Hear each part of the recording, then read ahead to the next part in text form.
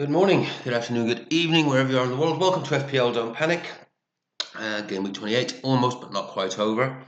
Not going too bad. Not going too bad. Not as well as I'd have liked. Just bringing the spreadsheet up here just to sort of give you sort of an idea of. So my prediction said it was going to be about 64 points I would end up on. And at the moment, I'm running fairly close to that on 64 points. So yeah, we've still got Bowen to come. That'll give me 66 at least, I hope. So something disastrous happens. But fingers crossed, he might get a goal or two. So overall, listen, I can't be too unhappy. I had a sort of quick look through. As you know, I did wildcard for better or worse. At the moment, I'd say it's for in-betweeny. Certainly hope we get over the 70, which is always my target, to try and hit that 70 points mark. So reasonably hopeful. Bowen has a habit of a knack of getting an assist or a goal. So decent chance, I think, of hitting the 70, and it is kind of on course with what the spreadsheet said things would happen. I've still got obviously we've got the blank coming now. So we'll have a look at the team as well, but I haven't updated the spreadsheet yet until the game week's finished, just to do my projections for it. But all things being well, there's been no injuries, and that was one of the big risks with wildcarding. And we've also got these nice chunk of green fixtures, which will drop in here and remove a lot of these that the blanks basically, and leave me with some very, very good fixtures going into the wildcard. I don't think it's quite optimal, but as I've looking at it, it doesn't look too bad. It doesn't look too bad, and yeah, fingers crossed Bowen can do something for me tomorrow. Let's have a look at the performance so far in a bit more detail. Let's bring that up. So 64 points. That has got me on I won't say a healthy green. It's about 35, nearly 40k rank rise at the moment. Of course, that could all change tomorrow. Just you know exactly what happened. Well, I ended up going with my bus wildcard team. Literally the first draft that I put together, and as I said, I did have a few doubts in there, and I just never found the time. Unfortunately, as I mentioned in the last video, crazy few days. Never really found the time to get into it and make some tweaks. Sadly, I think there probably would have been one or two tweaks. I think Nkunku would have been taken out, and I'm not quite sure who I would have brought in for him. And I suspect it might have been going for a four-man midfield and bringing in Evan-Neilson. Now that's not definite. These are sort of this is on reflection, but these were some of the things that were in my head as the weekend was rolling. But fundamentally, I just never got back to a PC in the end to make some of the tweaks. So it is what it is. There was Kirkes. I was very sort of thinking, yeah, maybe I should bring in Kirkes. There were a few, but there were also a few players that were in my head as well to have a look at that didn't perform. So who knows? It's a tale of what might have been. It is what it is, and you know what? It's not too bad. Henderson, yeah, I mean that's worked out fantastically well because Pickford had been my goalkeeper, and Pickford doesn't just look like Everton don't look like keeping clean sheets at the moment. Henderson's come straight in and got me a 10-pointer, and quite frankly, post 29, Pickford's fixtures, Everton's fixtures in general, which is why I didn't bring in an Everton defender because I had thought about that as well. They're an absolute shocker. So this team, as I say, although it's a wildcard team, yes, it could be a better wildcard team, but it's built obviously as any wildcard is, with a view to the next few fixtures. But I'm also thinking ahead to that blank 34 and double 33, so that by the time I get there, I have transfers in hand, and this team should evolve into quite a nice balance of doublers and guaranteed fixtures, so that hopefully it's a lot of doublers in there.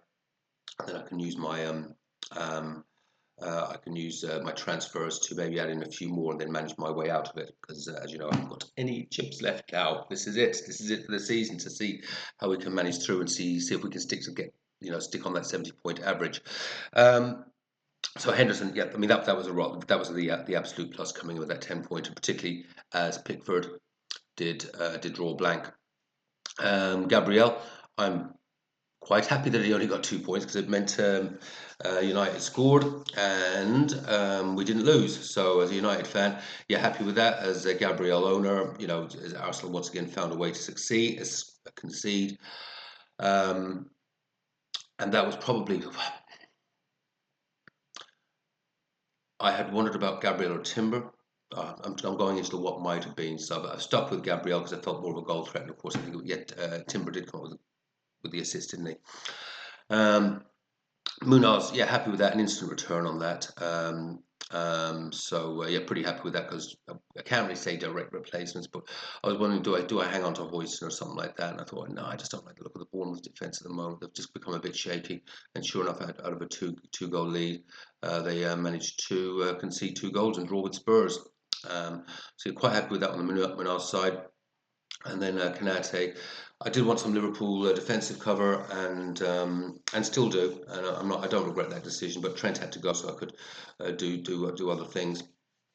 And yeah, Liverpool. What was that one? Just the only chance to concede an absolute mess between Alisson and Van Dijk. If I look a bit shabby this morning, it is because I am. It was an absolutely massive weekend, and I'm very croaky. Very croaky. It was a massive fundraiser that I was running, and there was way too much alcohol consumed. And then I did actually stay up all last night watching football. So I'm definitely feeling it this morning. Kanati, don't regret that as a decision. I think the only time that I might have to think about this is if Liverpool wrap the title up, the rotation risks are becoming greater. So Kanati was obviously came in for Trent, who I thought was a rotation risk, which is why I removed him. So nothing lost or nothing gained there at the moment, because I think Trent, now that Arsenal have dropped points, and now that they're just running away with the league at the moment, I just think that increases the threat of rotation for Trent. So I'm actually kind of happy, even though I didn't get any upside from that. Still want that Liverpool defence covered for the time being, anyways. And I just think it just lessens it. Feels like it lessens the minutes risk on Trent. We'll see how that plays out. Nothing lost, nothing gained. Salah, yeah, always Captain Salah. Always, and he didn't do a great deal in that game, did he? Really? But yeah, there he is with his 30 points. And Boomer is a disappointment, isn't he? But the last time I took him out, he then went on a mad run and punished me. Um, I wasn't even close. I remember Mboma was always going to be in this wildcard draft. But now I'm actually starting to wonder about that. But it's done now, and I just have to roll with it just for a little bit, and certainly until we see how game weeks 23 and 24 develop. Clivert, oh man, he could have hauled. He could have absolutely hauled. So my call was right on Dango that he was going to be a minute's risk. So yeah, he's Dang. Yeah, so that was one of the reasons, obviously, for doing the wild card early. Now on that, I did go early, and I'm definitely glad I did because I did just listen to some of the um, content providers this morning, and there's a surprising amount of them, or certainly a few of them, are talking about now seeing the reality of what game week 29 looks like, and with the 2 or 3 injuries, and yeah, they're talking about, oh, maybe should wildcard, and that there's more benefit. Yeah, so I feel a little bit justified in the decision at the moment that wildcarding was the right thing to do because my team was an absolute mess. It really was. And yeah, seeing obviously Dango benched, the injuries I had. Yeah, I think it was.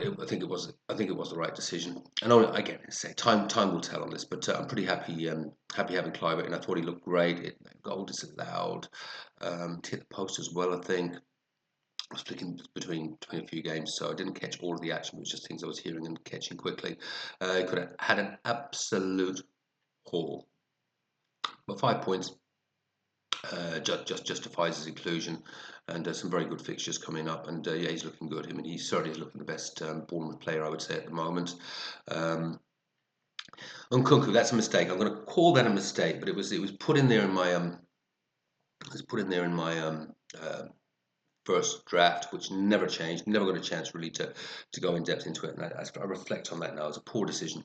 Poor decision. It was based on wanting to have some Chelsea cover with Palmer coming out because I just I was scared about Palmer. Wow, I was let off there, wasn't I?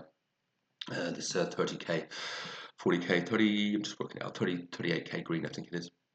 It would almost certainly have been a very light green or a light red, maybe worse, if Palmer had scored that penalty. Um, so yeah, I feel very justified there. And it's funny, I was watching that game. He was stepping up to that. I thought he's going to miss. Guy's head is just not there at the moment. It wasn't a bad penalty. It certainly wasn't ice cold Palmer, was it? It certainly wasn't ice cold Palmer. Um, but yeah, I definitely had buyer's remorse on Nkunku, and this was before the game had started. I had multiple things that I'd actually thought about while I was out on the function, but by the time I got back, it was too late to do anything. It was actually the deadline. Deadline had passed, and and I wouldn't have been in any state to be let loose on a computer. I could have maybe done some terrible things. But it's a good job the deadline had passed because I might have started fiddling around, and we could have had another game week one bench boost episode where it goes disastrously wrong. We don't want that. So yeah, don't let me near a computer after I've had a few beers. Certainly not doing FPL teams. So it is what it is, and 3 points, fine. It is. You know, it could. It is one of those. He did have two chances.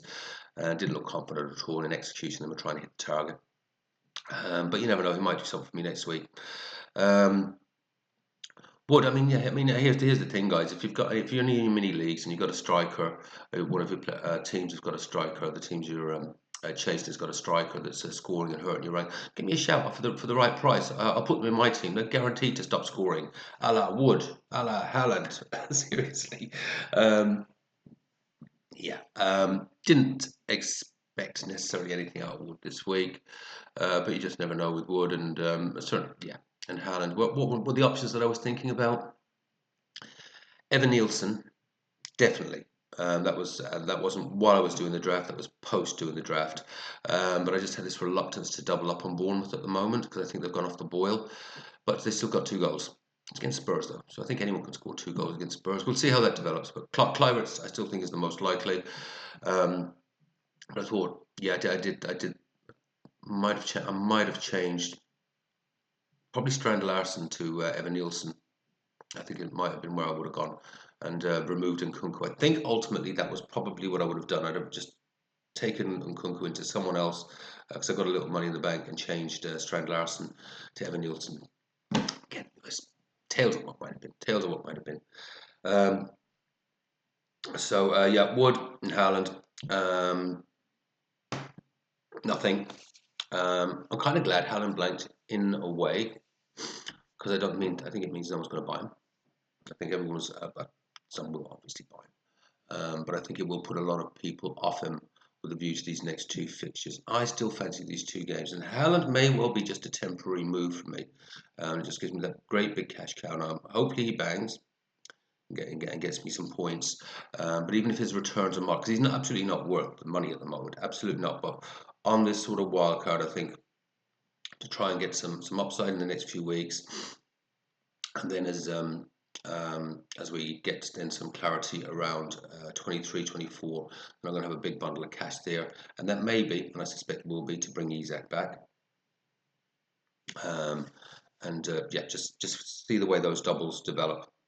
So I can actually add in a few more doublers. Hopefully, I'll get a good swathe of doublers out of it, and we'll work that out as we go along. It really is a story for another day. We just have to focus on the next few game weeks for the time being.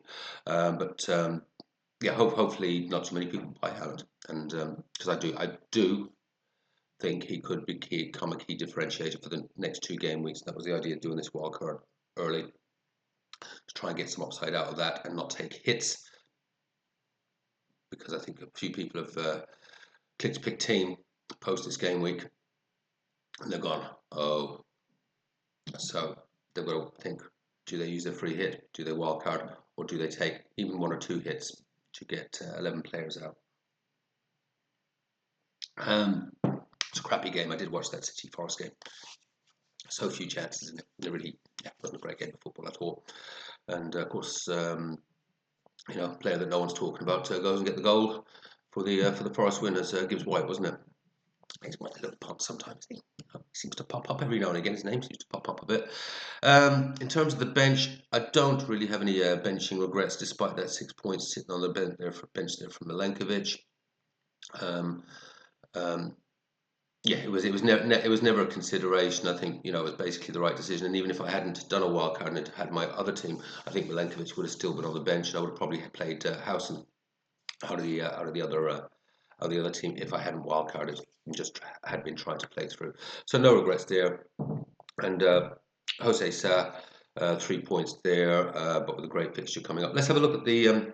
Let's have a look. The team pretty much picks itself, provided there are no injuries.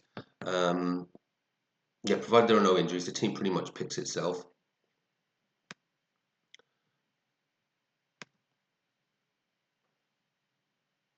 As you can see, perfectly planned for now. Now, just got to keep my fingers crossed that I don't need to use a transfer. That there's no issues as far as I can see from all the games. Seem to have come through unscathed on the injuries. Obviously got Bowen to play yet. The team doesn't look too bad in my opinion. Jose Sa, nice cheap goalkeeper, and coming in for this fixture in place of Henderson with Southampton away. So I've got to think there's a reasonable chance there of getting a clean sheet, and certainly, if not, maybe some save points. So pretty happy with that as a choice at the moment. Gabriel Chelsea at home. Yeah, I don't think Chelsea look great. I mean, 1-0 win against Southampton, or Leicester, I should say. Yeah, Arsenal probably will find a way to concede. Of course they will, but yeah, happy enough with it as a fixture. Gvardiol, yeah, Brighton home. Gvardiol always seems to get a chance in a match. Hopefully this is a game where he can pick up an attacking return. And Milenkovic switch away. Got to be a decent chance. I would say in terms of the defence and goalkeeper, it might not be 100% optimal, but I'd say that's got to be a lot of wild carders. Sorry, free hitters would be sort of looking at all of those players for their defence. So I feel as though it can't be too far off been optimal. Don't think the midfield would be. I guess players that could be looked at there that I haven't got in there. I don't think Nkunku will be in too many teams. Let's put it that way, and that's absolutely 100% a mistake. But you never know. You never know. But yeah, Cliver at Brentford home. I think he would be in most free hit teams, wouldn't he? And Buemo Bournemouth away. I suspect a few people will probably be going that sort of place. For his place could be maybe a Bruno. But Bournemouth away, Buemo. He didn't have many chances in the weekend's match, did he? He didn't. He has his expected goals was next to nothing. So could really do with a bit of a bounce back on him. I think a few people will be starting to sell him at the moment. I think it's going to be like that reaction that we had earlier in the season. Of course, people sold him, and then he went on a mad run. So I could really do with that from him at the moment. And Bowen, Everton away. It's not the greatest of fixtures. But Bowen has a knack. Bowen has a knack of scoring. So again, I don't think it's the. I don't think it's the worst choice. Strand Larson, yeah, Southampton away. Yeah, it's okay. And I do expect Wolves will create some chances on that, so hopefully get on the pointy end of one. Wood, Ipswich away, absolutely, yeah, great fixture for Forest. It could be this could be one of those sort of fixtures where it would be lovely to see one of those the rare thing from a Nottingham Forest team. I do think they're a very good team, by the way. But maybe we get one of those rare ones where they score more than 2 or 3 goals and Wood can get a brace or a hat trick or something like that. And then Haaland, Brighton at home. Is Haaland about to ruin my season? I don't know. I mean, technically, the very beginning of the season, which I did a review of the season state a few weeks ago. You can see we're bringing Haaland in, creating a massive imbalance in the team. Although the spreadsheet was saying 70 points, it was so much wrapped up in Haaland. It unbalanced everything, and he obviously had that massive dry run. And this effectively, affected everything for the rest of the season. So this is his chance to redeem himself. But if I see another duck egg or whatever in my graph at the end of the next 3 or 4 game weeks and it's his fault, I'm going to be very upset. I want to see this. We'll see. But but he's got a couple of great fixtures, and as I say, he's not necessarily a permanent fixture in the team. It's to obviously get me through this blank, to be reasonably optimised for the blank, and then hopefully get some good upside in the next couple of, because they do have some good fixtures. Hey, and we've got to return to Haaland of old. His team actually looks actually quite good for the next, apart from I think Nkunku, it actually looks pretty decent for the next few weeks. I've obviously got the likes of Salah, Minaz and Konate coming back in game week 20, in game week 30 for some very, very good fixtures. I mean, the team looks actually quite good for 30 and indeed 31. I'd like to try and move through. Maybe Nkunku could sit on the bench even. And there's some really good fixtures there, and it could be I can just roll as much as possible towards that. Bringing in Newcastle Leicester, I think, obviously, maybe 32.